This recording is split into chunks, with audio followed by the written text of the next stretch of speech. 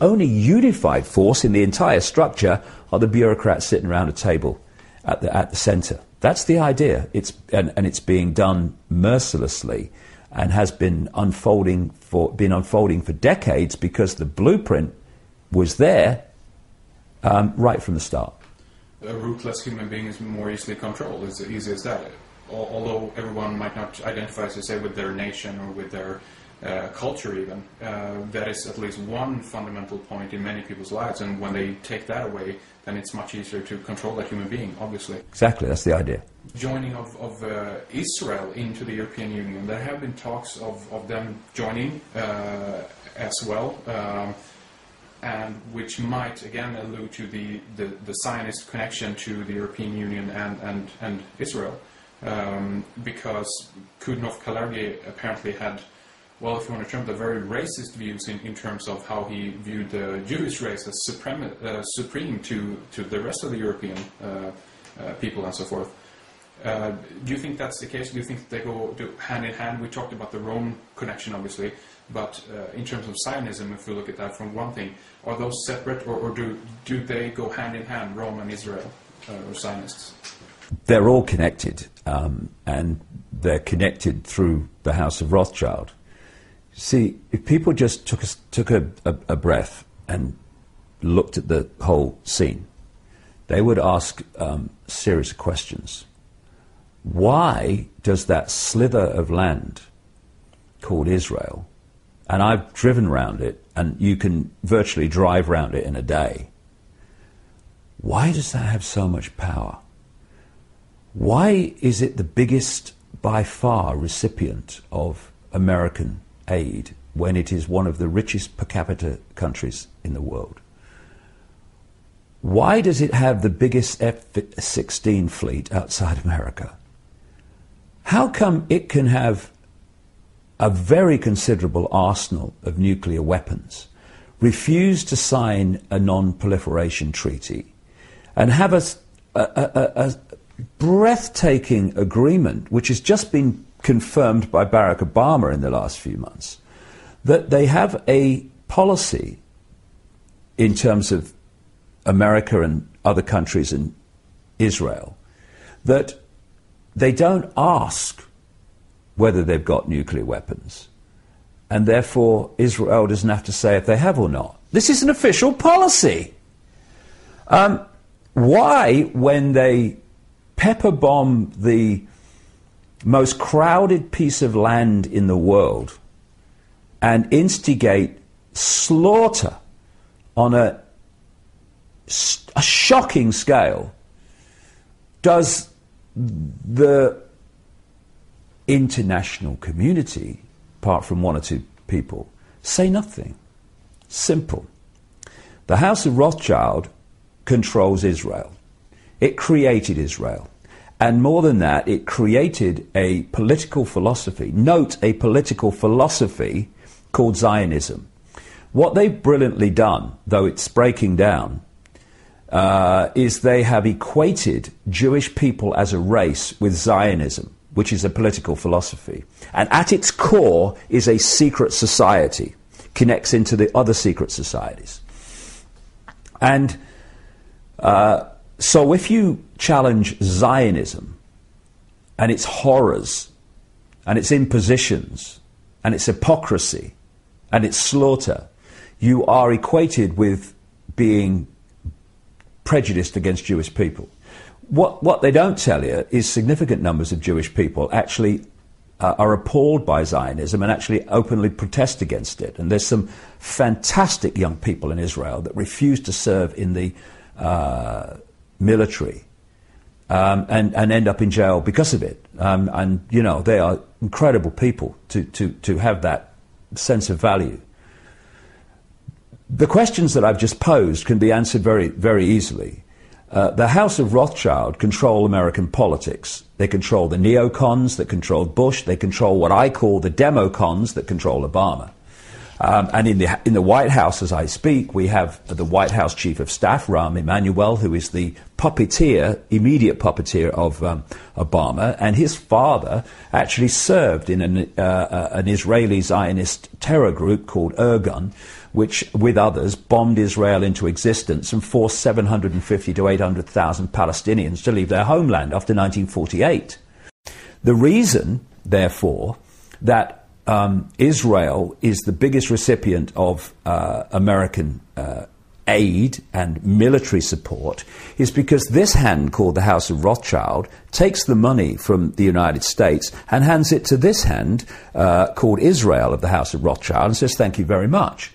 The reason that there's no questioning of Israeli nuclear capability, that they get away literally with mass murder time and time again, is because the House of Rothschild also controls the countries of the European Union and controls the European Union. I mean, Tony Blair is a yes sir, no sir, 3 bags full sir, how high would you like me to jump sir, frontman for the House of Rothschild.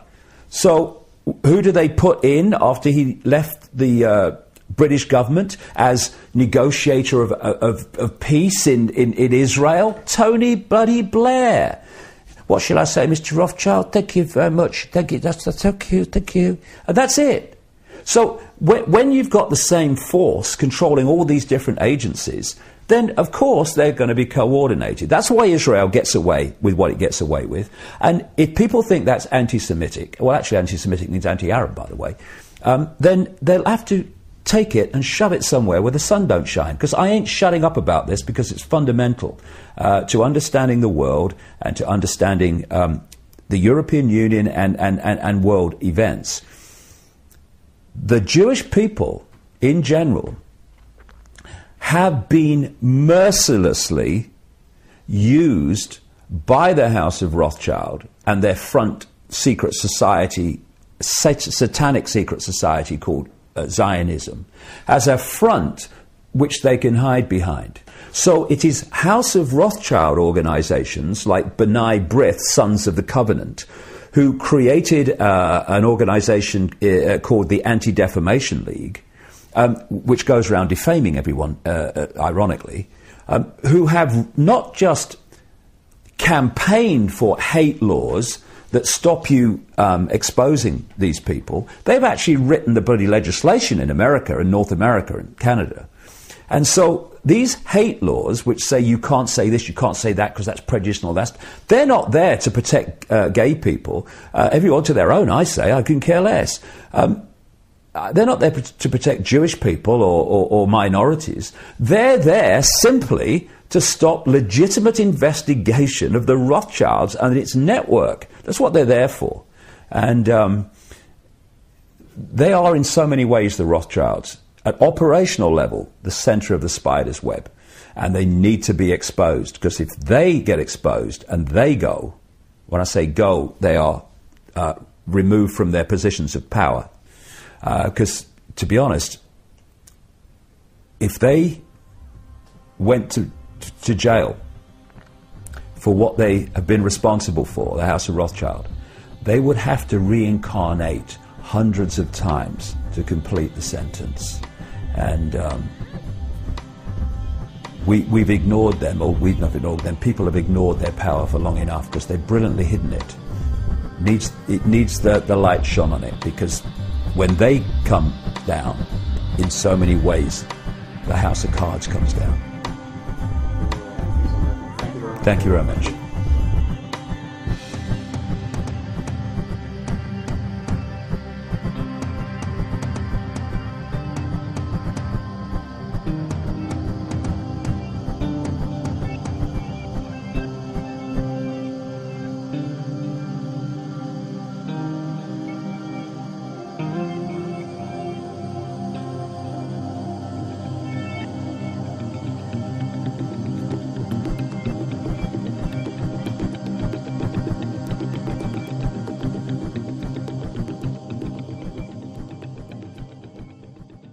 Called Ted Heath. Ted Heath was Prime Minister of Britain from 1970 to 74, and he was the man who signed us into the European community and knowing what it was going to be. And he was one of the obsessive campaigners for us to go in right through the 60s.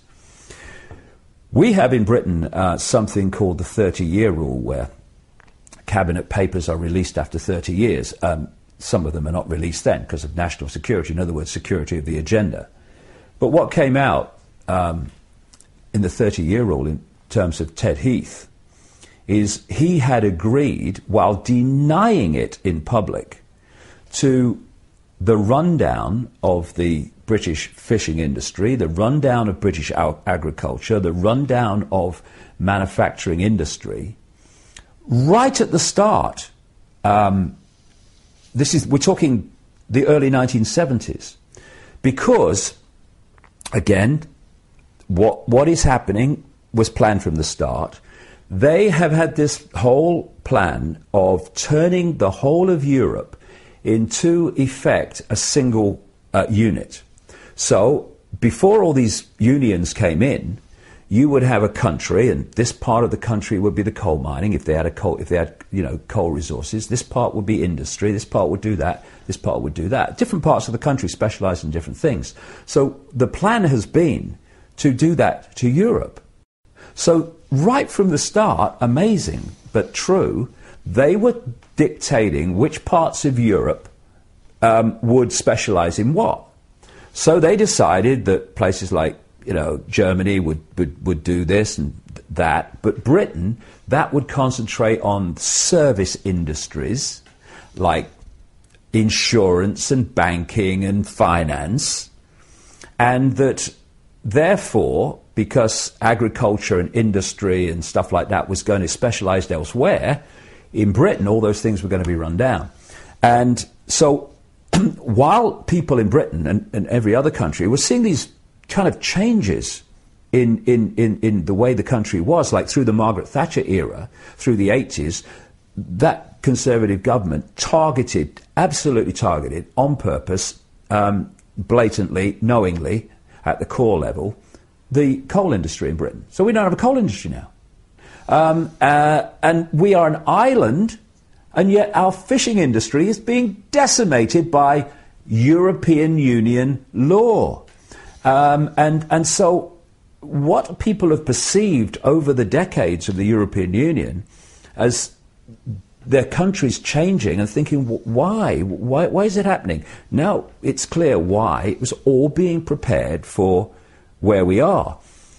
The idea is to break the countries of Europe up into regions, because the idea is to de-unify any unification of response to the edifice of power above. Now, if you look around the world, whether it's the family, whether it's any grouping that can pull people together as a unit, and in a unified way, a unified response, they're being targeted. And one of those unification forces is a sense of nation, a sense of country. So what we're seeing, not just in Europe, but blatantly in Europe, is the bringing down of borders. For what? For what reason? Same in America, it's happening.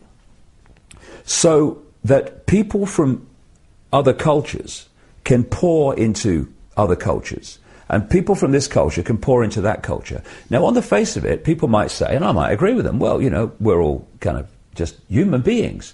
But if we're going to be streetwise, we need to understand not just what's happening, but why it's happening.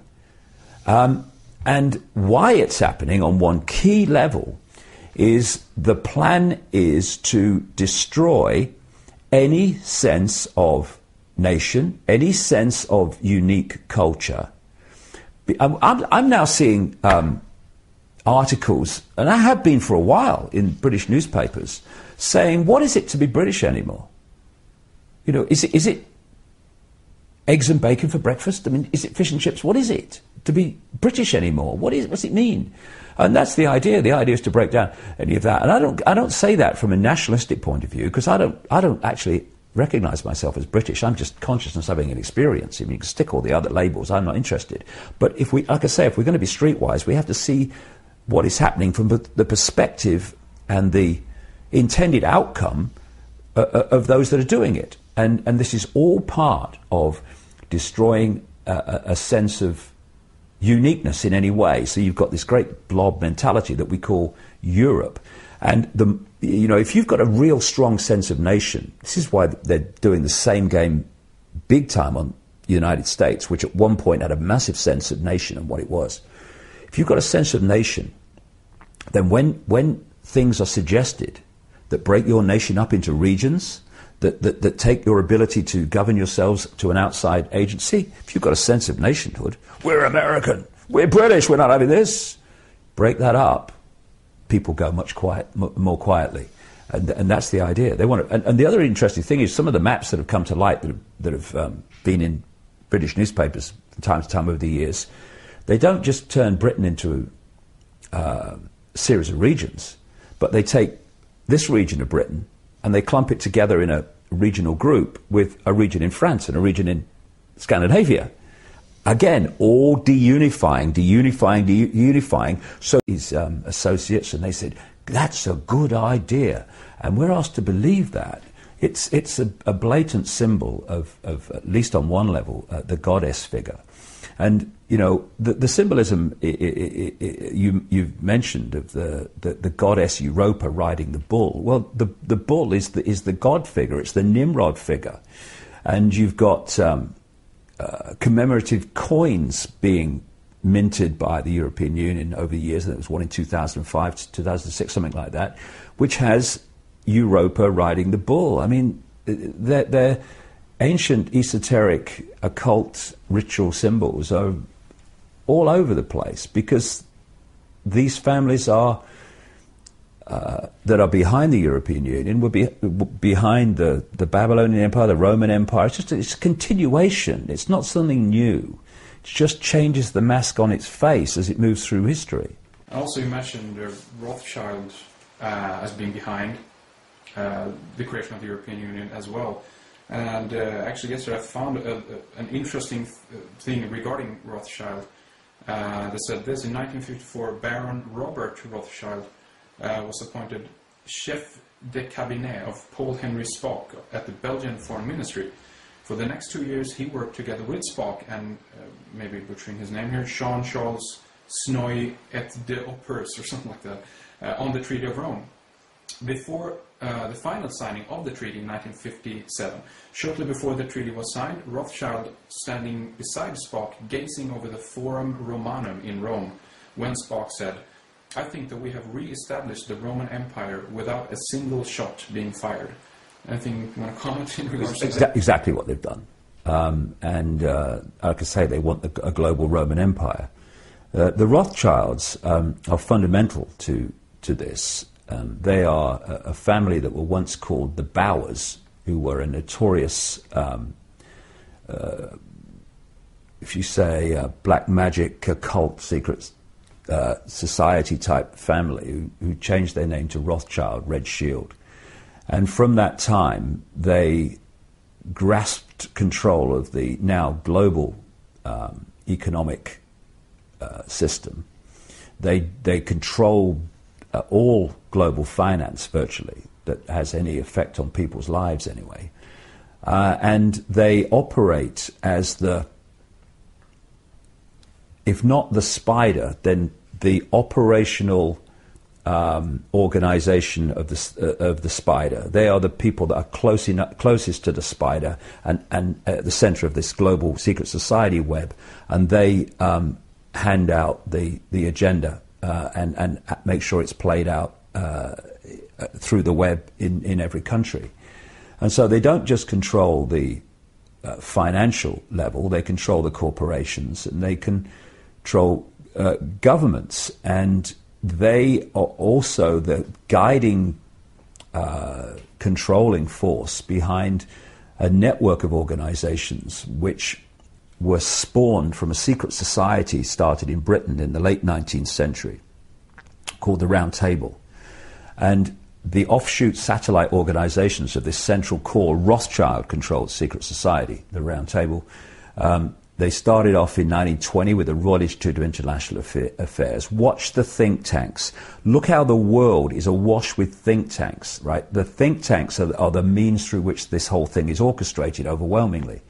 So you have a think tank called the Royal Institute of International Affairs in London. A year later, 1921, Council on Foreign Relations, which dominates United States foreign policy and the State Department in America, etc.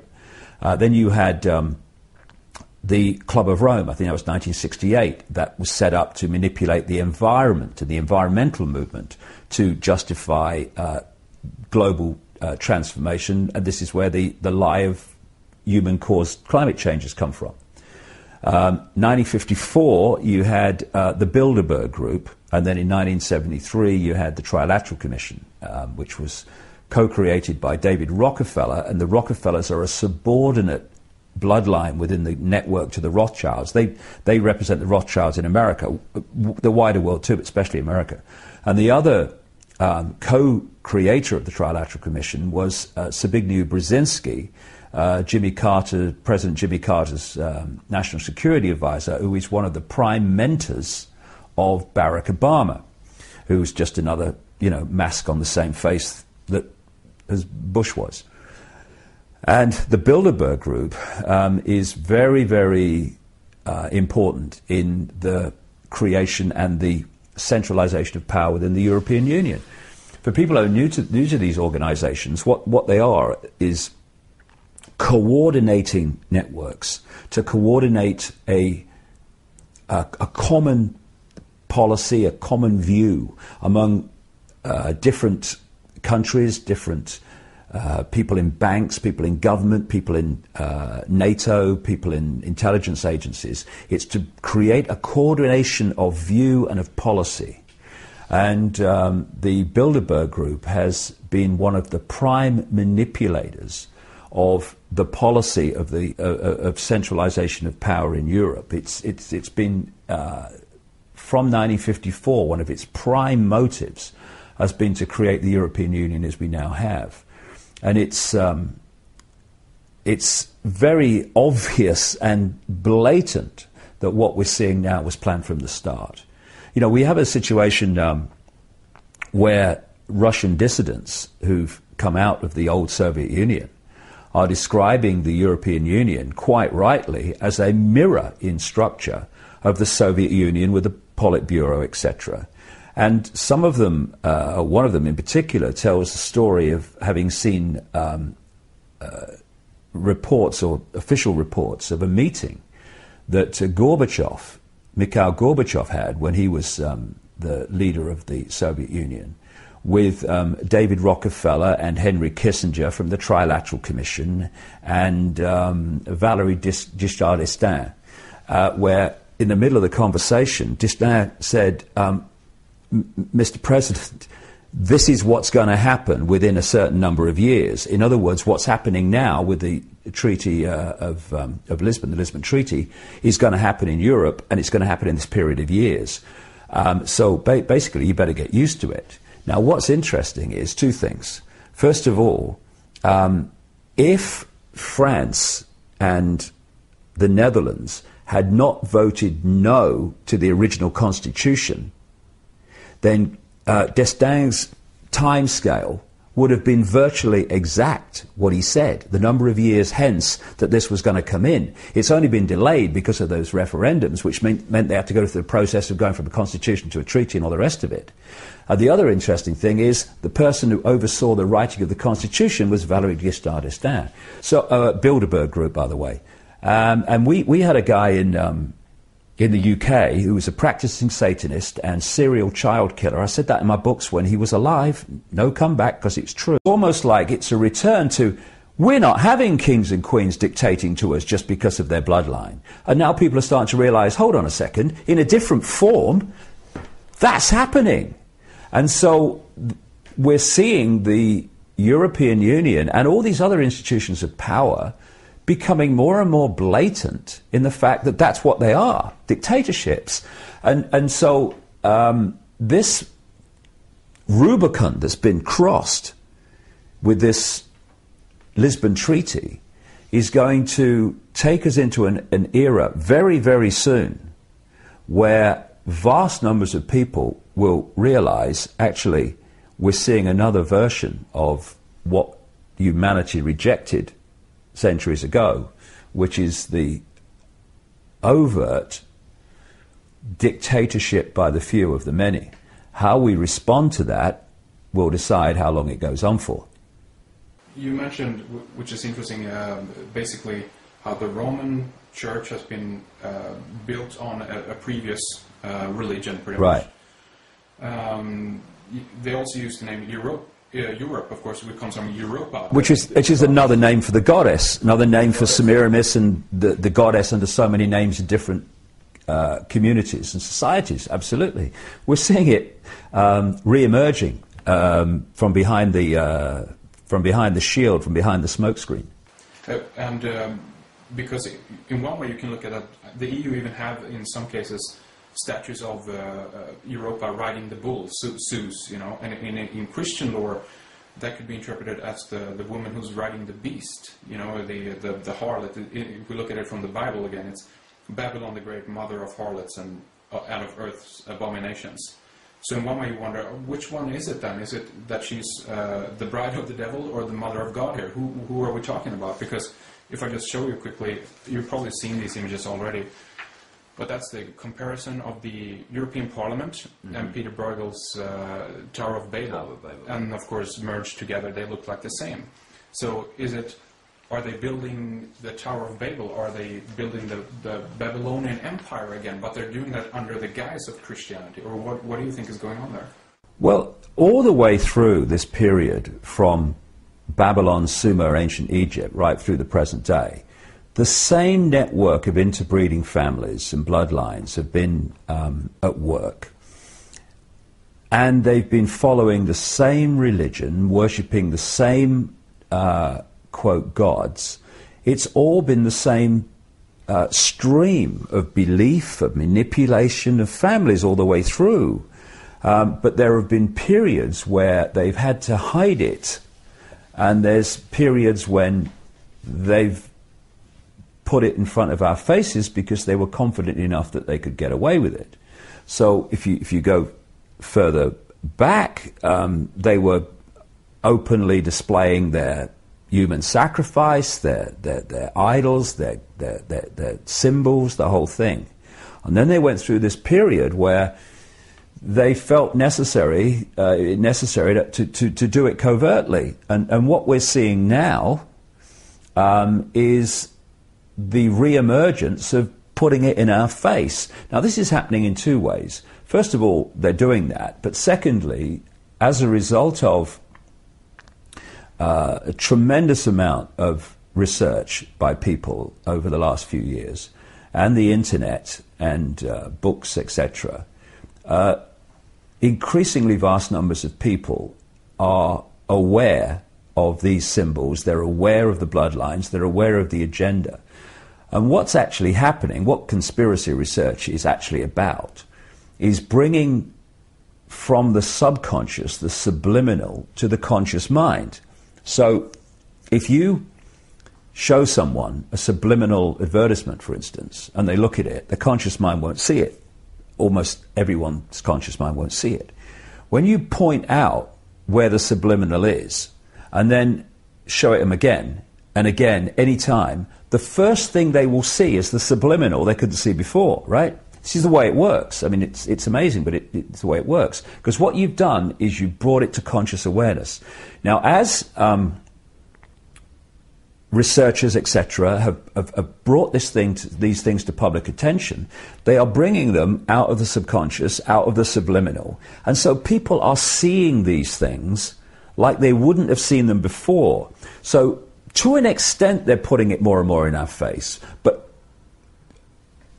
allied with that, people are seeing it more and more. Because a lot of things that were there before, like the Statue of Liberty, which is a classic representation of the goddess of Babylon in the way that she was portrayed, holding the torch, the lighted torch, which was the symbol of Nimrod, the Babylonian father god. And actually, she's actually standing in New York Harbor on a depiction of the sun.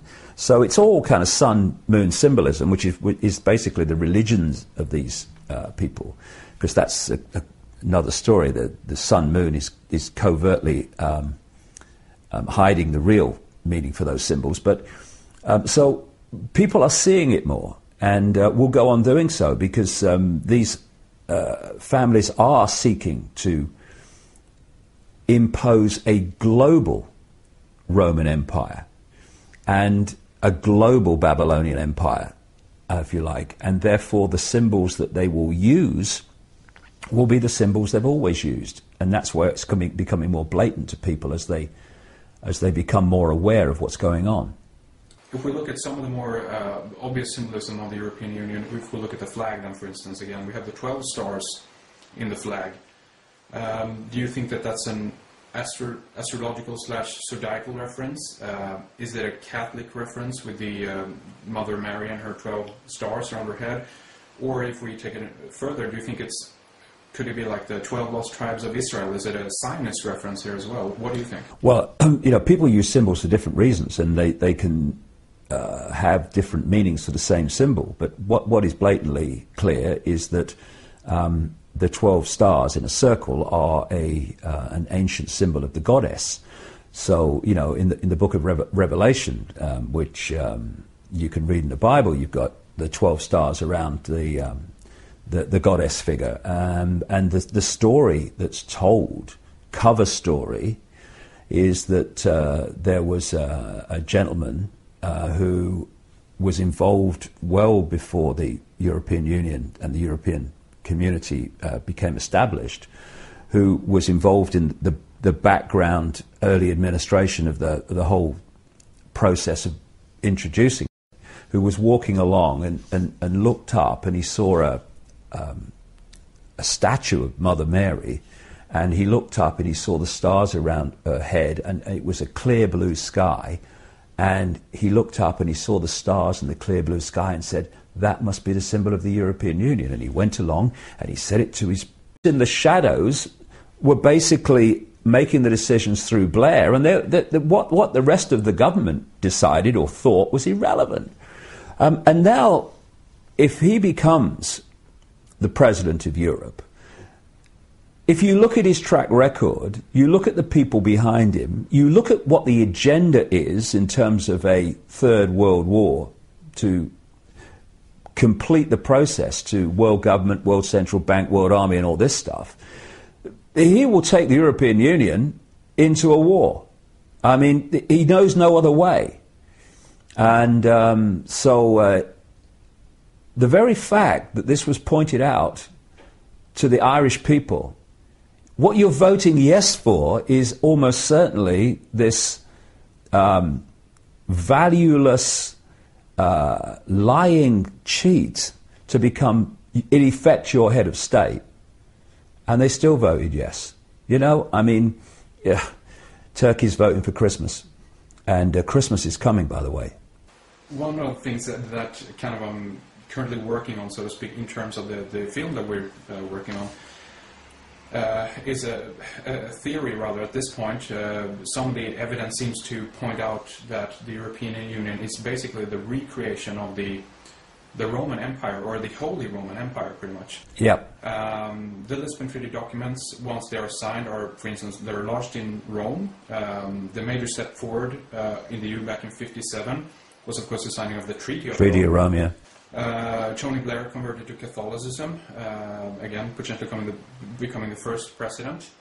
Otto von Habsburg, the Pan-European Union, seems to favor a Catholic, or at least a Christianized, anti-capitalist European Union. Based on the Constantine creed, or the Constantine time, where of course Constantine the Great was the head of the Holy Roman Empire, which is, you're quite right, they want to create. And Otto von Habsburg even uses the name Constantine when he's talking about what he would like the European Union to become. And he wants a president for life, not just a president for a specific number of years. And continuing on from that, many of the so-called founding fathers of the EU, you mentioned Monnet before, Robert Schuman, Konrad Adenauer, Joseph Beck, Alcide de Gasperi, Paul Henry Spaak. They've all been in some kind of accordance with Christian Democrats, Christian Social Democrats, or Catholics. Some of them are Jesuit trained and so forth. So to you, is that evidence that at the core the European Union is going to be Vatican/Catholic, or is rather a creation of the Catholic background, and Vatican basically is behind it? Is that what you see as well, or do you have anything else to add to that or comment on? Well, Rome is the center of so much, and there's a good reason for that. When these network of interbreeding bloodlines came out of ancient Mesopotamia and ancient Egypt, Sumer, Babylon, at least one stream of them, and their priesthood is the secret society network through which they operate, relocated to Rome and created the Roman Empire. Of course, it created the Christian Church. But the Christian Church, the Roman Church, and now the Roman Catholic Church, was the Church of Babylon relocated.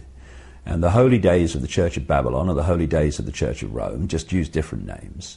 The Roman Church Trinity of Father, Son, and Holy Ghost is another version of the Babylonian Trinity of Nimrod, Tammuz, the virgin-born son, and Queen Semiramis, Ishtar, the goddess of Babylon.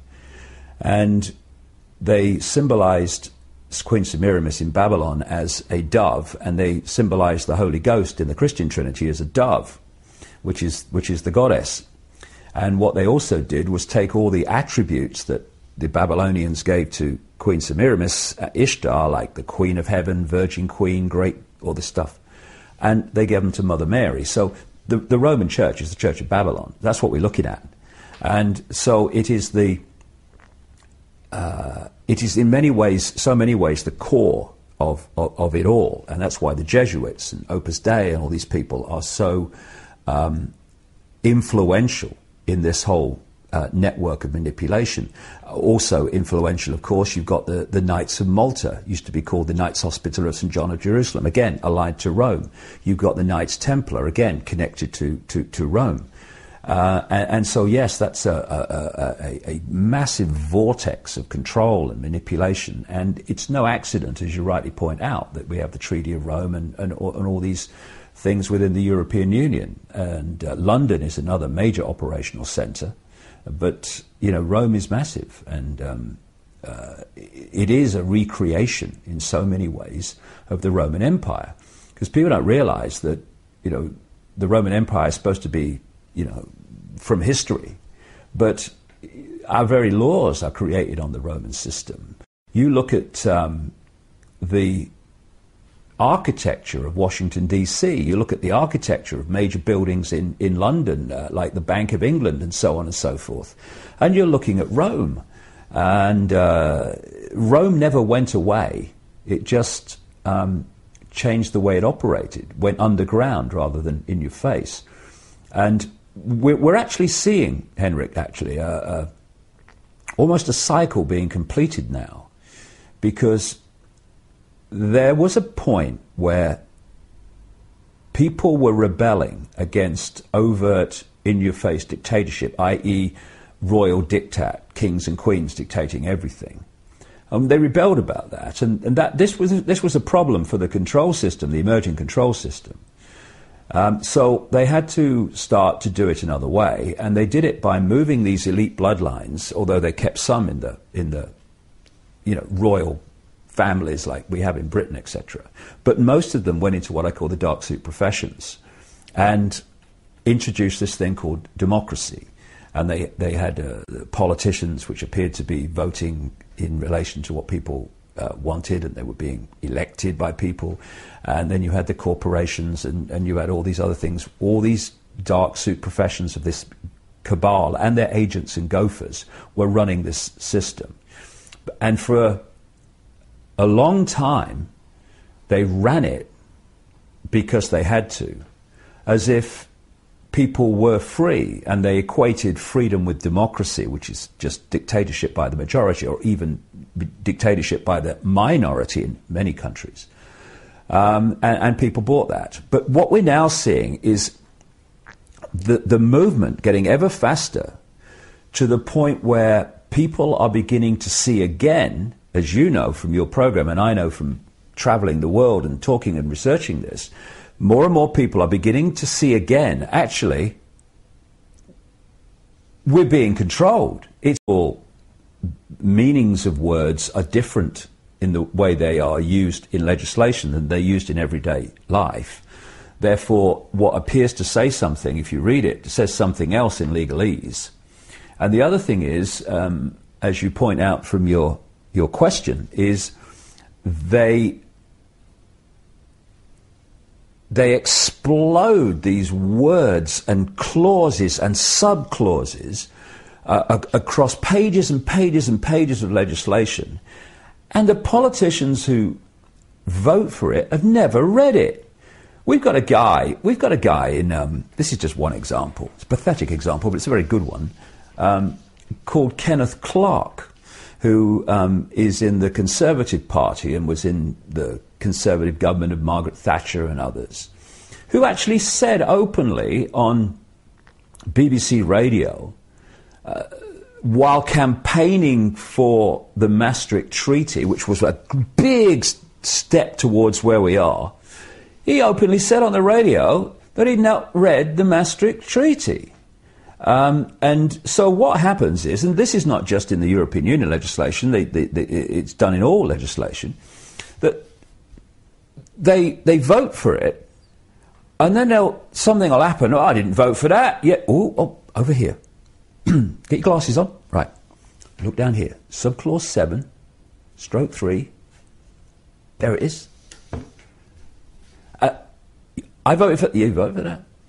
You didn't read it, but you voted for it. And this is one of the key reasons for political parties. It's an important area, this is. If we voted for people on the basis of their character, then there is no unifying force once they get to Parliament to get them to vote in blocks. So we don't want, in terms of this cabal, they don't want independent politicians. They had to find a way, they've long done it of course, of herding them together where they could be centrally controlled. So they introduced this whole idea of parties, a political version of the European Union. I guess if you look at its structure, you've now got a group of people who are answerable to a leader. And the leader then, and the leadership, and those in the shadows behind the leadership, dictate how all the people in that party, in a so-called democratic free country, are going to vote in relation to some legislation or other. And then there's the carrot and the stick, that if there's rebels who will not vote as the leadership says, then they know that their political careers in terms of rising up the ranks is going to be severely curtailed. Because they know that, the politicians in the party who are there for power, there for prestige, they're not there through values, they will toe the party line and vote for legislation they've not read, and even if they did, they didn't agree with, but they'll vote for it anyway. And so we have this system in Britain, the whip system, they have it in most other countries too, of course, where these guys from the parties go round and threaten people in their own party if they don't vote with the party line. So what this means is that we have this ludicrous idea that we live in a free country because of a democracy, as if freedom and democracy is the same thing, when actually the whole thing is stitched up so that people vote in the desired manner. And we need a totally different look and perception of how humans organize themselves, because at the moment they don't organize themselves. They're being organized from the center in an increasingly fierce and dictatorial way. You touched a little bit on the Lisbon Treaty, obviously. The Irish voted yes. Either they were scared into submission because of the economic situation, which is happening right now, or maybe the 2.4 billion pro-European propaganda euros, tax-funded, by the way. Maybe those worked its charm on the Irish people as well. And there's a number of things now that are going to be implemented under the Lisbon Treaty. And there's two things, maybe if you can comment on this. One of them is the death penalty in the EU, in the case of war, riots, and upheaval, whatever that actually means, upheaval. And also the potential upcoming future president, unelected president of the European Union. Some say Tony Blair, recently converted to Catholicism and all that, the whole background story on that guy, war criminal, liar. If Tony Blair converted to humanity, it would be a start. He's not managed it yet. What's your take on the implementation of the Lisbon Treaty and these things? Mentioned death penalty and Tony Blair. Do you think that they will be implemented and enforced? Do you think Tony will get in as well? Well, I think that's the way it seems to be going. And different people like Sarkozy, who I wouldn't trust to tell me the time in a room full of clocks, and Berlusconi, both of which are close associates of Tony Blair, because they're all in the cabal. They're pushing him, and Tony Blair is the classic frontman for this whole conspiracy, because he has no values, he has no sense of decency, he has no empathy with the consequences for others of his actions. And wherever he has been in power, war has followed. The 10 years that he was in power as Prime Minister of Britain, he took the country into war after war, in league with the United States. Both countries controlled by the House of Rothschild. That's why they move as one unit. And it's why Israel and Mossad move as one unit with America and Britain, because that's one of the great fiefdoms of the House of Rothschild. It's all comes back to them at operational level in the end. And so Tony Blair will implement anything that he's told to implement. He's the ultimate yes sir, no sir, anything you say, sir. And of course, at the moment, after his time as Prime Minister and before he probably becomes the President of Europe, he's had payback. He has been given enormous amounts of money for doing nothing in terms of advising J.P. Morgan Chase, phenomenal amounts of money for sycophantic, bland, say-nothing speeches. And he's getting payback for services rendered when he was Prime Minister of the United Kingdom and did whatever he was told. We had a situation when he was Prime Minister where even when members of the Cabinet resigned in various situations, sometimes in protest over the Iraq War, where they actually said there was no cabinet government in Britain, because now, you see, in a normal course of events, you have a referendum. The referendum decides, and everyone gets on with their lives. And if that referendum, that first one in Ireland, had have said yes to the treaty, that is exactly what would have happened.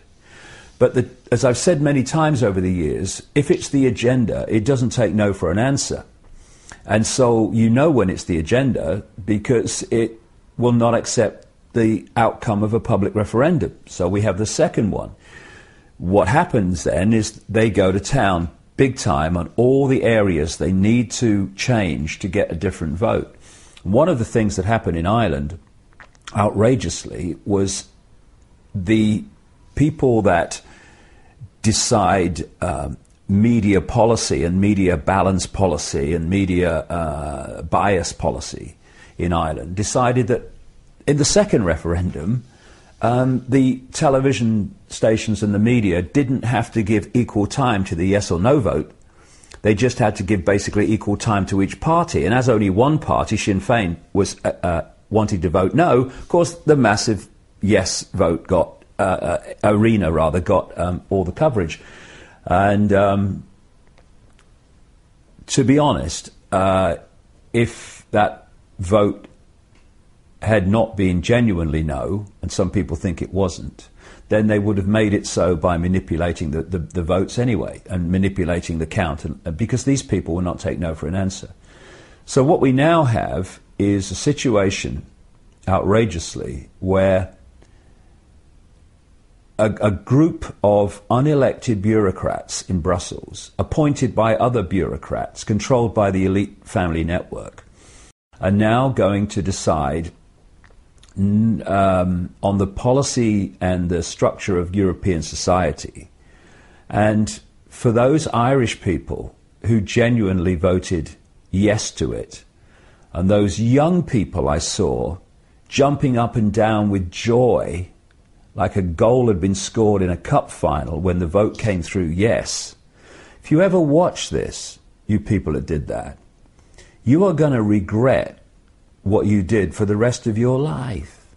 Because what's going to happen now, we're already seeing it, Henrik, is once this power is secured, we've only got the Czech Republic now to go through it, etc. We are going to see the speed of European central control just be unleashed. This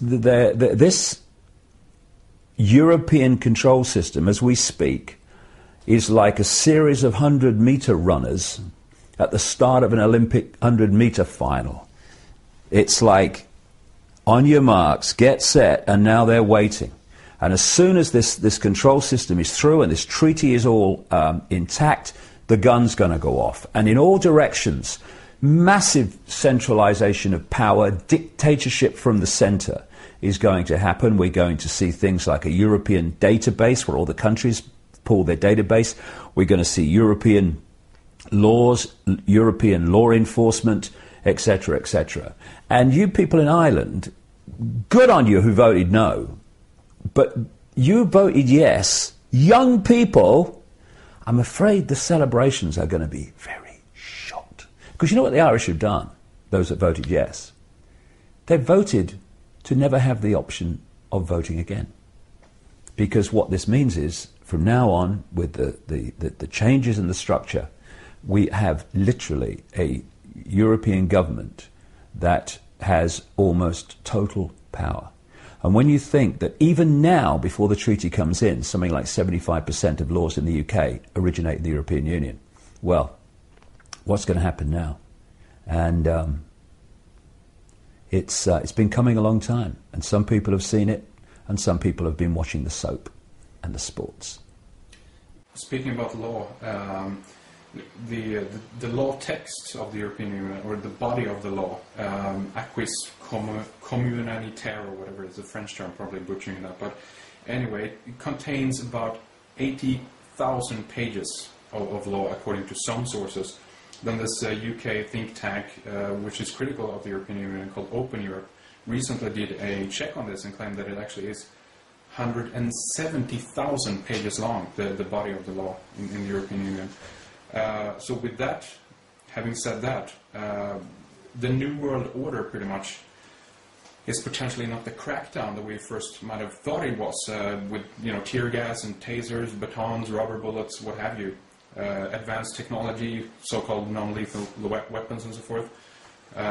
Okay, that happens now and again, like in Pittsburgh, but generally it seems like the New World Order is more about rules, regulations, bylaws, do's and don'ts, ink and paper, and in a way, in the future panopticon, if you will, even to make a move or to be able to do something, you have to file a motion or turn in a paper or something like that. And that seems to be what is happening right now. We're being entangled in this web of laws, pretty much. Maybe you can comment on that. Well, the web of laws is a very good term, because I have an image that an artist friend of mine, Neil Haig, knocked out for me and produced for me, which I use in my talks, which is of a spider's web with the spider entangling human beings in the web. And it's a very good analogy, because what you're looking at is, in all areas of human activity, the do's and don'ts are coming closer and closer, becoming more and more fine detail. And the point is to tangle you to the web like a fly to the web, so you can't move. And of course, ludicrously detailed bureaucracy is part of that. I spoke in Croatia a couple of times in the last couple of years, who are in the process of negotiating entry to the European Union. And I was saying there that it's like tanks and troops all lining up on your border, and they're waiting to invade as soon as they're given the go-ahead, and then the invasion comes. But the point I was making is that invasion is not troops and it's not tanks, it's bureaucracy, it is laws, rules and regulations dictating the fine detail of your lives. And I was pointing out, you may think, oh yeah, join the European Union, it's ever so good, and everybody else is in it. Look, 1 year after Croatia joined, if that, they'll be going, we didn't agree to this, what's going on? European law, mate. Well, you can't do that, we've never done European law, mate. And this whole thing about legislation and law is very, very important, because what they do is first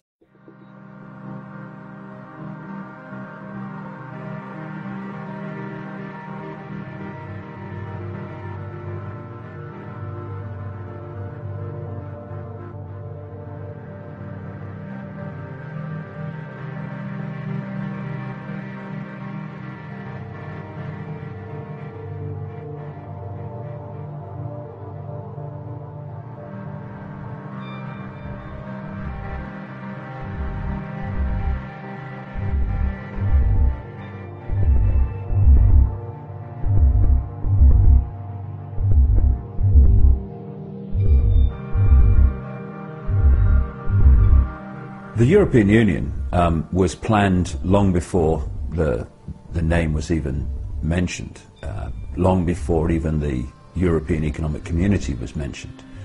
Goes way back. It involves the House of Rothschild, of course. If anything is happening of serious manipulation and conspiracy, then the House of Rothschild will be in there at operational level.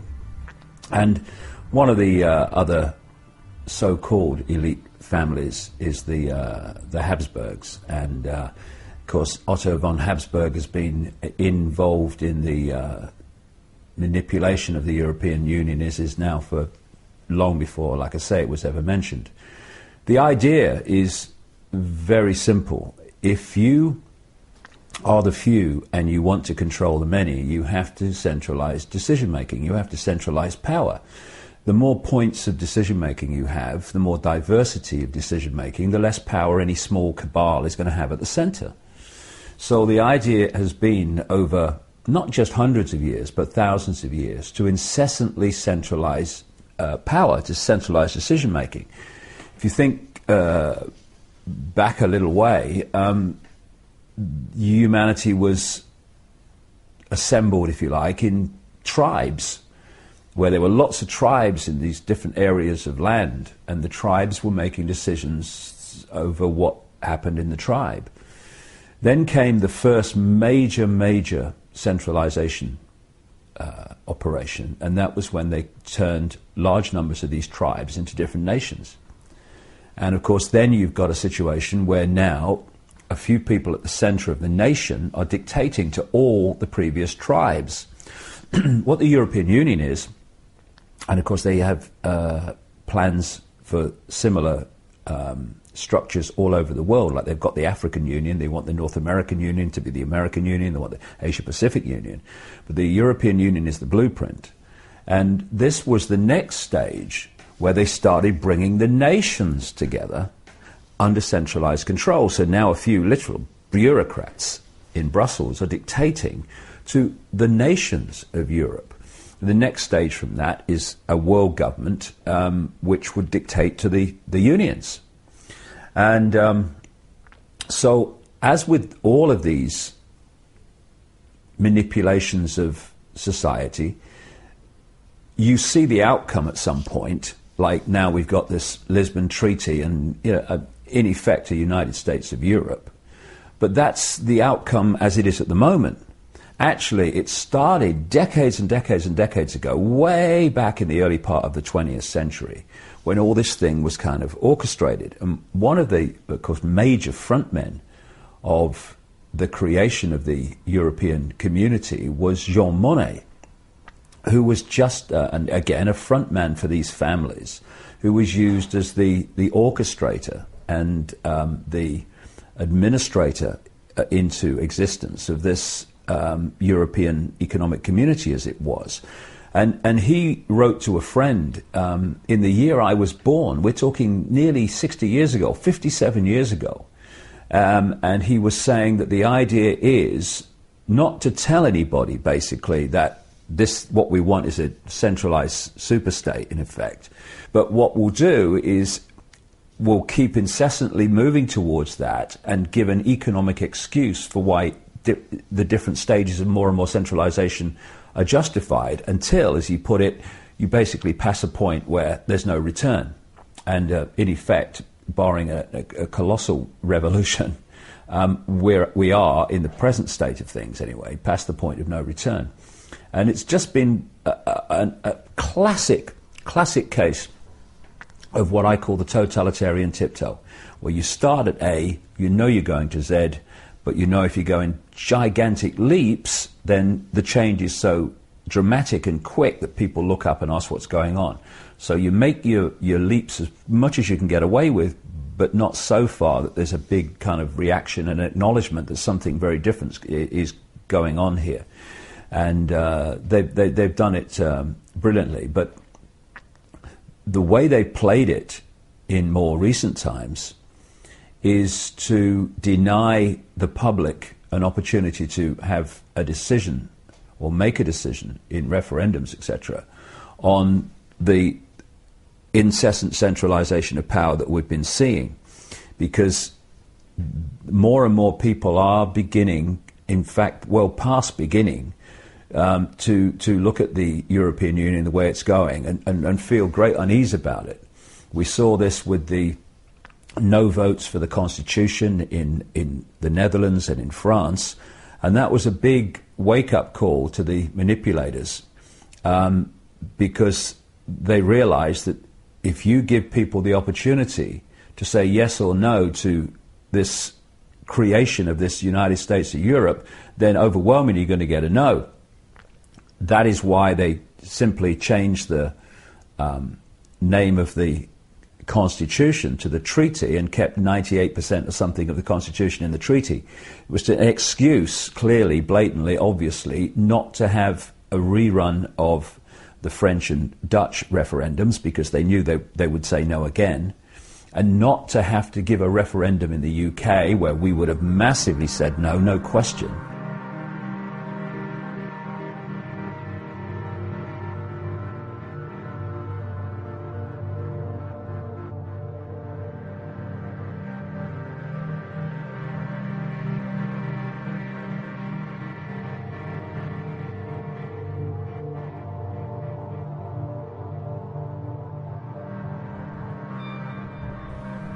The arrogance and the agenda of this cabal is such that public opinion is totally and utterly irrelevant. And if public opinion is going to say what you don't want it to say, then you do not give public opinion the chance to say it. In Ireland, of course, thanks to the Irish Constitution, they had to have a referendum on this treaty. And the Irish said no. What happens then is we can't call it something else, so we've got to get the Irish to turn over that decision.